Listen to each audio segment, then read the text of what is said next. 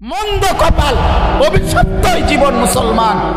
60 বছরে, 50 বছরে, 40 বছরে এত বড় আসমান ও জমিন আল্লাহর ভোগ কইরা, এত বড় দুনিয়া ভোগ করে আল্লাহর দেওয়া কোরআন 4টা সূরা 5টা সূরা শুদ্ধ করে পড়তে পারে না, আত্তাহিয়াতুটাও পড়তে পারে না, দোয়ায়ে কুনুতটাও শুদ্ধ উচ্চারণ করতে পারে না।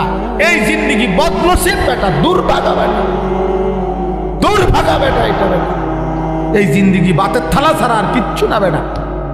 এই জীবন কতক্ষণ হতম ছাড়া আর ভাত খাওন ছাড়া আর পেশাব পায়খানা ছাড়া আর কিচ্ছু না বেটা। এটা কিসের মুসলমান তুমি বেটা? কিসের মুসলমান তুমি? হ্যাঁ, 30 বছরও তোমার কলিজার মধ্যে এটা আসে নাই যে আমার আল্লাহর কোরআন শুদ্ধ করা দরকার? কি ডকের মুসলমান এটা? 60 বছরের বুড়ো হয়ে গেছে, আজও কোনোদিন কলিজার ভিতরে আসে নাই আল্লাহর কোরআন শুদ্ধ করা উচিত। বইয়া বইয়া সাধুয়ানে শুধু গপ মারে আর হুজুরদের বদনাম করে। অমুক হুজুরের আকিদা বালা না, অমুক হুজুরের আকিদারে কামড়াইছে। আপনার আকিদা একবারে সাধুয়ানে বাইয়া বাইয়া পড়তে আছে, একদম আপনার আকিদা। বইয়া বইয়া বিড়ি খায় আর এনে গপ মারে, আর বেডির নাচ দেখে, টেলিভিশন দেখে, আর হুজুর ঠিক করে অমুক হুজুরের আকিদা বালা না, তাইনের আকিদা বালা। বিড়ি খান না, এটা কোন আকিদা? এটা বিড়ি খানা, এটা কি আকিদা? সুন্নি আকিদা না ওয়াহাবি আকিদা? কি তাই বিড়ি খানা এটা কোনটা পড়ছে? কি সুন্নি জমাতে পড়ছে না ওয়াহাবি জমাতে পড়ছে? কোনটা? কথা বলেন না কেন? এটা কোনটা? হ্যাঁ, আপনি আকিদা টোয়াইতে না আছেন, আপনি কি বোঝেন মিয়া? আকিদা কি বোঝেন আপনি? আজ পর্যন্ত এই দুর্গন্ধযুক্ত বিড়ি এটাই ছাড়তে পারেন নাই। এবার আসি, হ্যাঁ আকিদা, অমুকের আকিদা বলে বালাম, আমার অমুকের আকিদা বালাম। আপনি তো শরীরে গন্ধের কারণে কাছে যাওয়া যায় না, আপনার দুর্গন্ধ। ওটা আকিদা ঠিক করে। চা দোকানে টেলিভিশন চায়, আগ করলে গালি দেন, কথা কইলে গালি ছাড়া কথা বলতে পারে না। কি আশ্চর্য মুসলমান, অবাক করা মুসলমান। বিড়ি সিগারেট একটি দুর্গন্ধ জাতীয় নিকৃষ্ট বস্তু। আল্লাহ নবী সাল্লাল্লাহু আলাইহি সাল্লাম ইন্তেকাল পর্যন্ত কোনোদিন দুর্গন্ধ নবী পছন্দ করতেন না। যিনি কাঁচা পেঁয়াজের গন্ধ পছন্দ করতেন না, কাঁচা রসুনের গন্ধ নবী পছন্দ করতেন না, নবীজি ঘামের দুর্গন্ধ পছন্দ করতেন না। আল্লাহ নবী সাল্লাল্লাহু আলাইহি সাল্লাম যখন হাঁটতেন, ওই জায়গাটা, রাস্তাটা পুরা মেশক আম্বরের ঘ্রাণ হয়ে যাইত। তার পবিত্র দেহ থেকে ঘাম ঝরিলে সেটা আতর হিসাবে সাহাবায়ে কেরাম ব্যবহার করত। এত পবিত্র, এত সুঘ্রাণ। নবীজি বলতেন, 3টা জিনিস দুনিয়াতে আমার সবচেয়ে প্রিয়। একটা হলো আতর, 1 নাম্বার সুগন্ধি। আত্মীব 1 নম্বরে নবীর ভালোবাসার বস্তু ছিল সুগন্ধি, আতর। আল্লাহ নবী সাল্লাল্লাহু আলাইহি ওয়াসাল্লাম, আমি এই মাত্র আমার হারিস ভাই আমার আতর নিচে মানে দিছি, এখন ওনার ওই যে বয়ান করলো, তোমার বন্ধু দোস্ত মানুষ, আমি আতর লাগাইতেছি, ওই যে চমৎকার গ্রাম নেন, আপনার হাদিয়া দিলাম, এই যে এখন দিয়ে আয়া পড়ছি পকেটেরটা। তো বলতেছিলাম যে আল্লাহ নবী সাল্লাল্লাহু আলাইহি সাল্লামের সবচেয়ে প্রিয় বস্তু ছিল আতর, যিনি কখনোই দুর্গন্ধ পছন্দ করতে পারতেন না। এই মুসলমান, এই দুর্গন্ধওয়ালা, এই বিড়ির গন্ধওয়ালা মুখ নিয়া সেই নবী যিনি চিরদিন সুগন্ধিময় ছিলেন, তার সামনে কেমনে দাঁড়াইবেন সুপারিশের জন্য? লজ্জা করবে না? হ্যাঁ, শরম করবে না? ফেরেশতা যদি ধাক্কা মারে, সর বেটা, উঠে বেটা, বিড়ির গন্ধে কাঁচাই না, সর। তোর আবার কি সুপারিশ বেটা? তখন কি বলবেন? তখন কি বলবেন বলেন? ইনসাফ করে বলেন। এজন্য ছেড়ে দেন দুর্গন্ধময় এই বস্তু। যাদের এই বিড়ি সিগারেটের মদ অভ্যাস আছে, এটা নিকৃষ্ট অভ্যাস, নিকৃষ্ট অভ্যাস, ফালতু অভ্যাস, ফালতু। এটা রুচির বিষয়, আত্মসম্মানের বিষয়।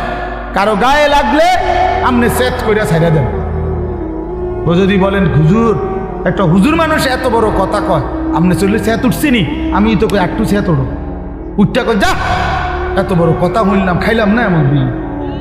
হ্যাঁ, তা আমি তো চাই আপনি শরীরে এরকম একটা সেত উঠুক, শরীরের মধ্যে একটা জিদ করে হালাই দেন। আপনি জিদ করেন একটা সেত উঠুক না, অসুবিধা কি? একটা জিদ করেন, ছেড়ে দেন। কোরআনুল কারীমের মধ্যে আছে, ও আমরা করে দেখাই তো এটার কথা হয়েছিল কইয়া সারি। হ্যাঁ, যে ওদের এটা তো অসুবিধা কি? ইমাম সাহেব কোনো যদি হুজুর খায় বিড়ি সিগারেট মনে করেন, কেউ যদি বলে হুজুরে এই তো খায়, তা আপনি হুজুরে দোনোজনে পিঠা খাইব, অসুবিধা কি? আশ্চর্য কথা, কোন ব্যক্তি হুজুর হইলেই উনি কি বেহেশতের থেকে আইছে নাকি? কথা হুজুর হিসাব দিতে হবে না? কথা বলেন না কেন? হুজুরের হাসরের ময়দান নাই, পীর সাহেবের কোনো বিচার আচার নাই। হ্যাঁ, এত রঙে সিরা খায় না, পানি দিয়ে। হ্যাঁ জি, হাসরের ময়দানে আমি আনিসুর রহমানকেও হিসাব দিতে হবে, আমনে শ্রোতাকেও হিসাব দিতে হবে। এত এত তামসা না, এত রঙে সিরা খায় না, পানি দিয়ে খাওয়ান লাগে হিসাব। অবশ্যই যে ব্যক্তি এই প্রকাশ্য গুনাহ করে সে ফাসেক। আপনি হিসাব নেন এটা, ফাসেকের পিছনে নামাজের হুকুম কি জিজ্ঞাসা করেন, যে কওমারে জিজ্ঞাসা করেন। এই জন্য বলেন বাপ এ তো মাকরু, এটা হারিমি। এই জন্য আমি অনুরোধ করছি, এই যে দেখেন আপনি কোরআন শরীফে আছে আল্লাহ তাআলা বলেন জাহান্নামীদের খাবার, জাহান্নামীদের যেই খাবার, এই খাবারের বৈশিষ্ট্য লা ইউসমিনু ওয়ালা ইউগনি মিন জু'। এটার অর্থ হইল জাহান্নামীদের খাবারে আল্লাহ বলতেছে লা ইউসমিনু, এটার দ্বারা কোনো পুষ্টি হবে না, অর্থাৎ কোনো শক্তি সঞ্চয় হবে না। আবার ওয়ালা ইউগনি মিন জু', ক্ষুধাও নিবারণ হবে না। তাহলে জাহান্নামীকে যেই খাবার দেওয়া হবে এটার মধ্যে কোনো পুষ্টিও নাই, শক্তিও নাই, আবার ক্ষুধাও নিবারণ হবে না। তো ঠিক বিড়ি সিগারেট এটা পরীক্ষিত, এটার মধ্যে কোনো পুষ্টিও নাই, শক্তিও বৃদ্ধি হয় না, ক্ষুধাও নিবারণ হয় না। তাইলে এটা কি? এটা জাহান্নামী খাবার ছাড়া আর কিচ্ছু হইতে পারে। জাহান্নামীদের খাবার। আগুন কোনো মুমিনের প্রিয় হইতে পারে না। যে কবর চিনে, আখিরাত চিনে মিয়া, যে আল্লাহ রসুলের সামনে দাঁড়াইবে এটা বুঝে, সে আগুন নাকি দিয়া মুখি দিয়া আগুন বাহির করা এটা কোনো ইমানদারের প্রিয় হইতে পারে না। আপনি এটা খানা, আগুন কোনো খানা মিয়া? কথা বলেন না কেন? আগুন খানা, তা আগুন এটা কিতা? এটা 7 আপ তো এটা কিতা?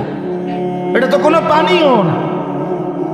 এটা কি আইটেম? একটা কিছু তো হইব, হয় এটা খানা হইব, না এটা ফানি হইব। এটা তো ফানিও না, খানাও না, তো এটা কিতা?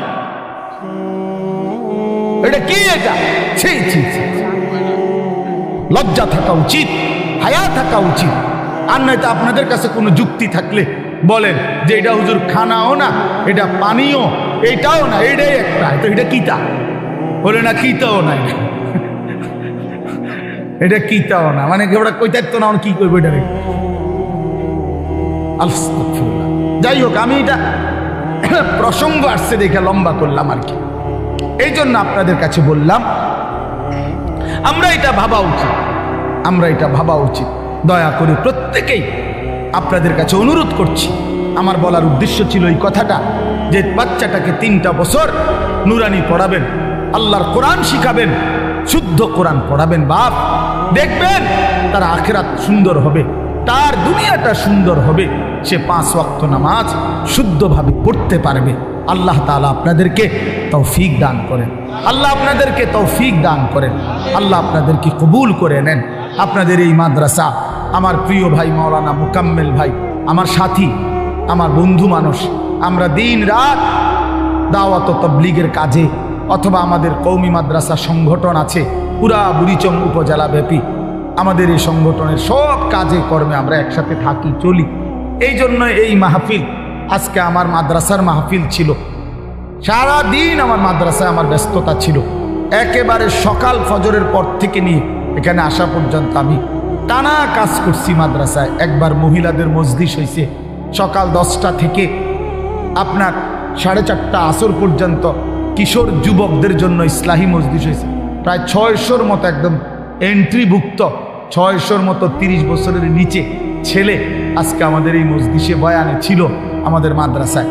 আসরের পর থেকে আবার বয়স্কদের মজলিস হয়েছে, ওইখানে আমি প্রায় 9টা পর্যন্ত বয়ান করে এরপরে এশার নামাজ পড়ে এখানে আসছি। তো উদ্দেশ্য হইল মূলত ভালোবাসার টানে আসা, মাঝখানে একবার আসতে পারি নাই, অনেক এটা নিয়ে মোকাম্মেল বাইরে জবাবদিহি করতে হয়েছে, বহুত কিছু আপনার। তো আপনাদের এখানে আমার আশা, আমি দুইটা ছেলেদের এই বিষয়টা বললাম, এই বাচ্চাদের এই উপস্থাপনা, রাত না হইলে আমি আরো ধীরে সুস্থে দেখতাম, কিন্তু রাত হয়ে গেছে দেখে আমি তাড়াহুড়া করছি। কিন্তু চমৎকার উপস্থাপনা এটা, আপনারা চেষ্টা করবেন আপনাদের বাচ্চাদেরকে দিন শিখাইতে, বলেন ইনশাআল্লাহ।